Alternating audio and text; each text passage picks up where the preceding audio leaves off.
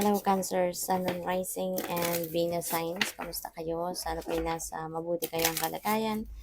Welcome back po sa Star Tarot at kung bago kayo rito, welcome din po kayo. Please subscribe, like, share my videos, and leave me a comment po kung nakaresonate kayo. Thank you. So, first card ni Cancer, we have angel number 2713, mindfulness. Ayan. So, Cancer feels like ito yung kailangan ninyong i-observe ngayon, kailangan ninyong asikasuhin, no?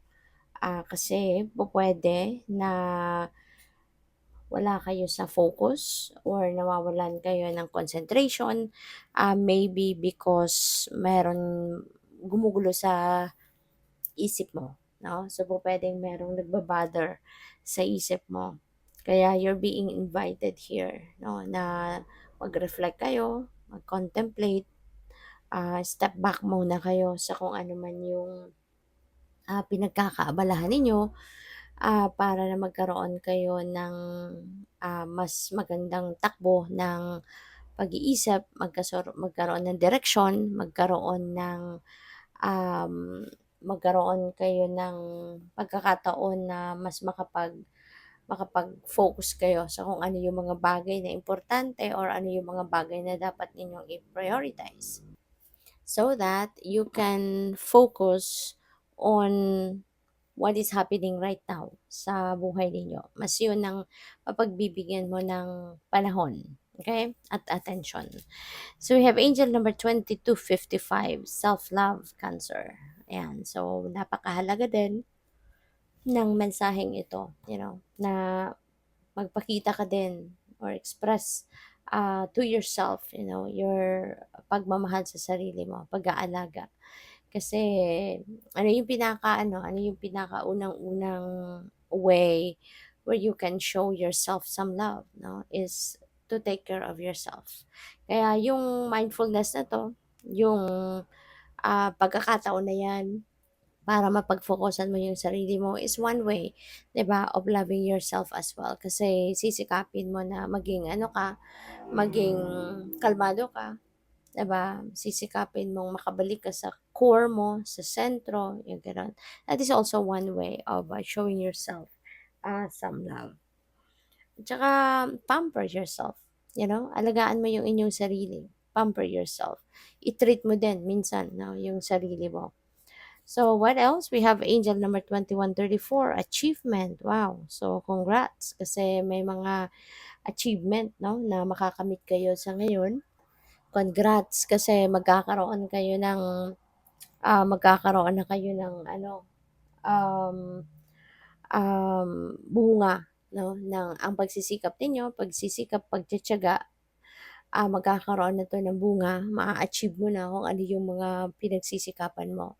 So, this is the time that your hard work is going to pay off at maaari na magkaroon ka din ng reward, katulad na lamang ng financial reward o puwedeng recognition, mga gano'n, no? So, congrats. So, by the way, maraming salamat for subscribing, and if you haven't subscribed yet, subscribe na kayo, and also maraming salamat din for not skipping the ads. Malaking bagay yan sa akin, and also please click the join button sa baba ng video kung gusto niyo na mag-join kayo sa membership, okay? Salamat po. So we have lion. Sabi dito, harness the loyal and protective aura of the lion and charge ahead magnificently. Ayan. So maybe you're going to embody the energy of a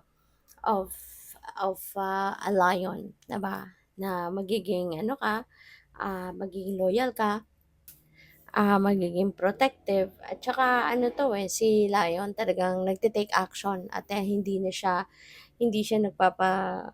tumpik-tumpik pa, 'no? Kung ano yung naisip niya, gagawin niya, yung gano'n. And very confident, no? Very assertive. So what else? We have snake. Your intuition and healing powers will guide you to a better path. So just be careful. Okay? So your intuition and healing powers ang gagabay sa'yo. Kaya pakinggan mo, no? Yung iyong intuition. Okay? Always listen and follow what your intuition is telling you kasi yun talaga ang gagabay sa'yo patungo sa kung ano ang best para sa'yo. Okay? And hindi ka nito ililigaw kung saan, but kung saan ka dapat na mapunta. We have the sun, open your heart to the enormous growth ahead. Wow. So, meron nag-aantay dito sa'yo na magandang sitwasyon, meron nag-aantay sa'yo na tagumpay, 'no? Kasama na diyan, isa na diyan yung achievement na 'to, nag-aantay na 'yan sa'yo. Kaya kumbaga, now is the time also na kailangan mong ihanda ang inyong sarili, 'di ba? At i-welcome yung mga blessing na 'to na hatid sa iyo ng divine universe. So, this is the time for your success, time for your achievements and accomplishments. Magiging ano ka talaga dito, ikaka-proud mo, no? Kung sa sarili mo, kung ano man yung mga makakamit mo sa ngayon, 'di ba? Kasi this is your hard work, paying off at this time. So, good for you. So, tignan natin kung ano pa ang ganap dito for Cancer. Ano pa yung mga mensahe para sa'yo. Okay? So, what else? We have Two of Cups. Ayan. So, si Two of Cups, this is this is partnership. Okay? This is partnership at maaari na ang iba sa inyo rito is going to meet someone new. Maaari na yung someone new na to could be your friend. Pupuwede rin na makaka-partner mo sa negosyo, makaka-collab mo in a project, or pupuwedeng romantic, 'no, ang magiging relasyon ninyo ng kung sino man ito. Kaya good luck sa'yo. We have Five of Swords, and so maaari na meron ditong conflict, this could be conflict, with another person.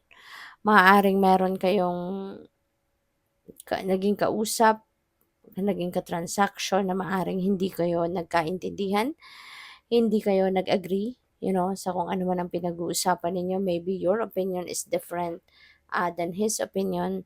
Kaya, ayun, parang pupuwede rin, pupuwede na meron kang nasabi dito na maaaring have hurt the person na kausap mo.